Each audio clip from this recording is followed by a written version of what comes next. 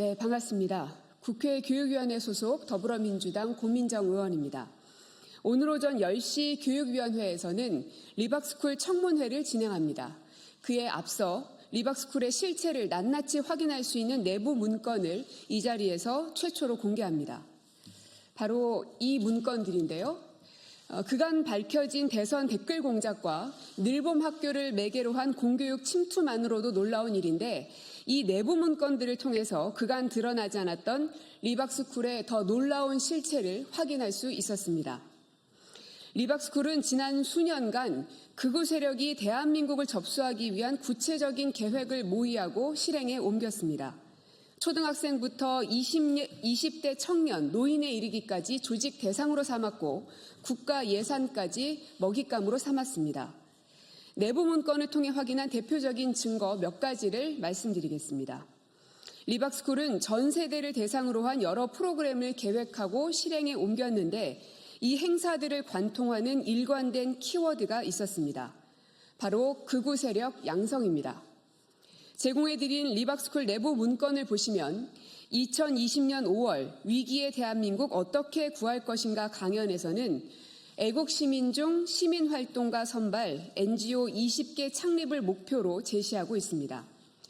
71년생 이하 청장년을 우선 선발한다라며 포섭 대상, 그러니까 타겟층도 밝히고 있습니다. 이들의 목표는 싱크탱크, 정부, 법원, 노조, 기업, 대학, 유명 인사 등 각 분야에서 소위 진보적 섹터에 대항하는 우파 세력을 양성하는 것이었습니다. 구체적으로 보면 우리법연구회 대항으로 자유법연구회 육성, 민주노총에 대항하는 자유근로자협회 육성, 싱크탱크 여시제에 대항하는 자유싱크탱크 재단 육성 등의 계획을 밝히고 있습니다. 실명을 말씀드릴 수는 없지만 유명 연예인과 셀럽들의 실명을 거론하면서 이들에 대항할 수 있는 우파 셀럽을 양성해야 한다는 계획도 강연에서 공유하고 있습니다. 문건에는 전향 또는 제거라는 표현도 등장하는데 이는 12.3 내란 당시 야당 의원들을 수거 대상으로 삼았던 노상원 수첩을 떠오르게 합니다. 윤석열 내란 세력과 마찬가지로 리박스쿨도 자신들과 생각이 다른 진영을 적으로 몰며 제거 대상으로 삼고 대한민국을 극우의 나라로 만들겠다는 계획을 세운 것으로 윤석열 내란과 다르지 않았던 것으로 보입니다. 리박스쿨은 공교육에는 절대 발을 들여서는 안 되는 그릇된 역사인식도 갖고 있습니다.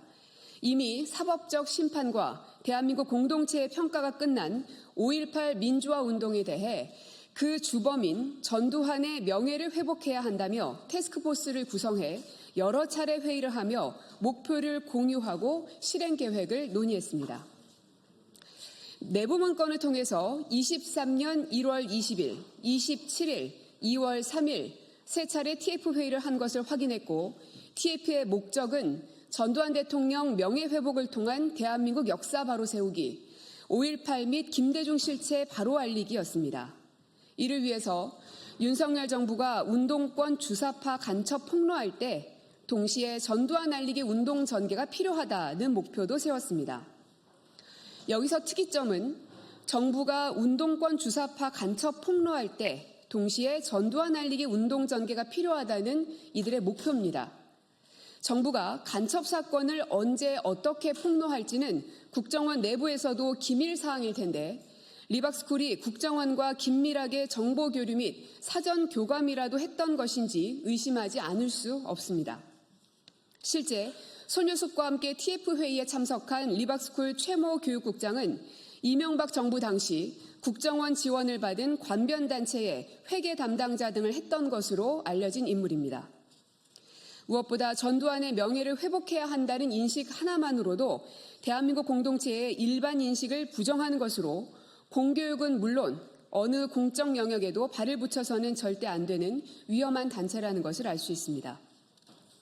리박스쿨 손효숙 대표는 2017년 박근혜 탄핵 직후 프리덤 칼리지 장학회라는 단체를 만들어 장학 사업도 진행했습니다. 장학회의 장학금 사용 계획이 정리된 내부 문건도 확보해 확인했습니다. 지원 기간은 최소 1개월에서 최대 3년까지, 지원 금액은 최소 월 20만 원에서 최대 월 100만 원까지 지급하겠다며 10명의 장학생을 선발했는데 문건에는 장학생들의 활동 분야로 네이버 감시, 민노총 감시, 언론 감시, 전교조 감시, 이슈 집회 지원 등이 적혀 있었습니다. 또 특이한 것은 장학금인데 전업과 겸업으로 구분돼 금액 차이가 있다는 것입니다. 즉, 본업을 하면서 감시 업무를 하면 겸업, 본업 없이 감시 업무에 전념하면 전업 장학금을 지급한 것으로 보입니다. 결국 손유숙 대표의 장학사업의 실체는 장학사업이 아니라 국정원이 민간인을 포섭해 금전을 제공하며 정보 파악을 지시한 프락치 사업과 같은 극우 프락치 양성 사업이었던 것입니다. 이 리박스쿨 이 내부 문건들을 통해 확인할 수 있었던 것은 리박스쿨은 단순한 시민단체가 아니었다는 사실입니다. 스스로 대한민국 역사 지킴이를 자처하며 극우적 역사관을 공교육 안에 이식하는 방안을 모색하고 실천했으며 이 과정에서 국가의 예산에도 손을 뻗치려 여러 방안을 모색한 흔적이 문건에 고스란히 담겨 있습니다. 더 나아가서 사회 각 분야에서 극우를 양성하고 침투시켜 대한민국을 접수하려는 목표를 갖고 조직적으로 움직였습니다. 대통령실, 교육부, 국가교육위원회 등에서도 관련 인사들이 뻗어나갔습니다. 잠시 뒤에 열리는 리박스쿨 청문회에서 이 오늘 공개한 이 내부 문건과 관련된 여러 가지 질의 등을 통해서 리박스쿨의 실체와 검은 음모에 대해서 낱낱이 밝혀내도록 하겠습니다. 네, 이상 마치겠습니다.